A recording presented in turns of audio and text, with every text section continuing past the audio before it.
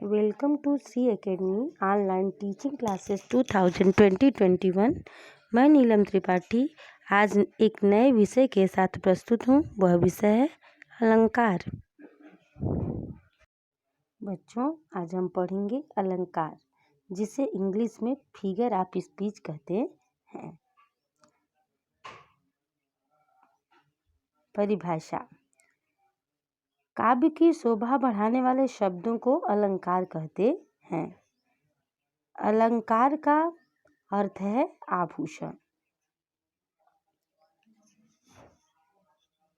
जैसे तरन तनुजा तट तमाल तरुअर बहु छाए।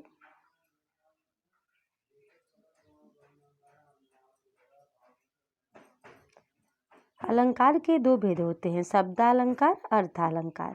तो आइए शब्दालंकार की परिभाषा को जानते हैं। जिन अलंकार शब्दों के प्रयोग के कारण वाक्य में कोई चमत्कार हो जाता है और उस स्थान पर अन्य समानार्थी शब्दों के रख देने से वह चमत्कार समाप्त हो जाता है, वे शब्दालंकार माने जाते हैं। इसके प्रमुख भेद हैं अनुप्रास अलंकार, यमक अलंकार और श्लेष अलंकार। अनुप्रास अलंकार: जहाँ वर्णों की आवृत्ति बार बार होती है उसे अनुप्रास अलंकार कहते हैं। जैसे चारु चंद्र की चंचल किरणें खेल रही हैं जल थल में।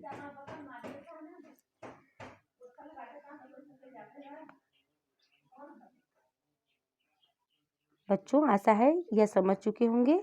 आइए हम यमक अलंकार को समझते हैं। जहाँ शब्दों की आवृत्ति होती है और अर्थ अलग अलग होते हैं उसे यमक अलंकार कहते हैं। जैसे कनक कनक ते सौगुनी मादकता अधिकाय, या खाए बौराय जग, या पावे बौराय। इसमें कनक का दो अर्थ है। एक कनक का अर्थ है धतुरा और दूसरे कनक का अर्थ है सोना।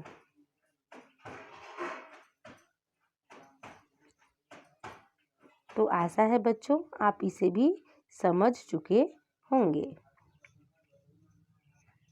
तो आइए हम श्लेष अलंकार के विषय में जानते हैं। शब्द एक अर्थ अनेक होते हैं। मंगत को देख पट देत बार बार। यहाँ पे पट शब्द का दो अर्थ है। पहले का वस्त्र और दूसरे का पट का अर्थ है दरवाजा। जैसे रहीमन पानी राखिए बिन पानी सब सून, पानी गए न उबरे मोती मानस चून।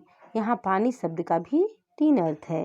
एक पानी का अर्थ है इज्जत, दूसरे पानी का अर्थ है जल और तीसरा पानी का अर्थ है मोती। तो बच्चों आशा है आप इसे भी समझ चुके होंगे।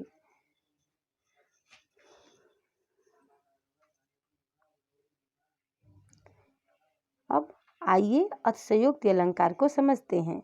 जहाँ पर बढ़ा चढ़ाकर वर्णन किया जाता है उसे अतिशयोक्ति अलंकार कहते हैं। जैसे हनुमान की पूंछ में लगन न पाई आग और लंका सारी जल गई गए निशाचर भाग। अर्थात हनुमान जी की पूंछ में आग लगी ही नहीं और लंका के सारे निशाचर जल गए। तो बच्चे आशा है आप ये समझ चुके होंगे। अब आइए आगे देखते हैं उत्प्रेक्षा अलंकार को। जहाँ पर उपमेय और उपमान में समानता आ जाती है।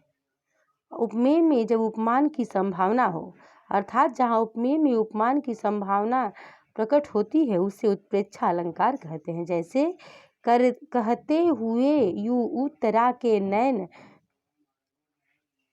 भर गए, हिम के कणों से पूर्ण मानो हो गए पंकज नयन। अर्थात यहाँ पे मानो शब्द आया है इसलिए यहाँ पर उत्प्रेक्षा अलंकार है। इसके वाचक शब्द मनु मानो जनु जानो जनऊ आदि आते हैं। पुनरुक्ति अलंकार: शब्दों की आवृत्ति होती है और उसके अर्थ समान होते हैं। जैसे पुनः पुनः कहत कौन है माता कौन है तेरे तात। यहाँ पे पुनः पुनः शब्द है इसलिए यहाँ पे पुनरुक्ति प्रकाश अलंकार है।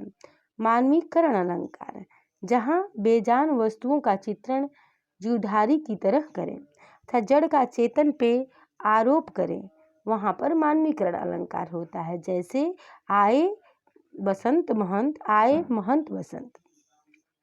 जहाँ पर निर्जीव वस्तु का सजीव वस्तु जैसा चित्रण हो, वह मानवीकरण अलंकार होता है। तो आइए बच्चों समझते हैं रूपक अलंकार को।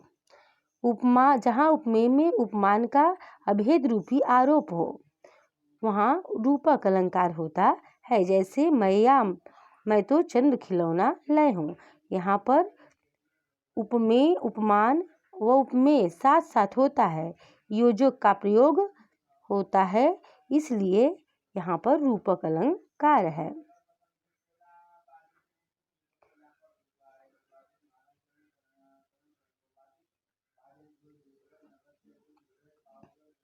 तो आशा है बच्चों आप इसे भी समझ चुके होंगे।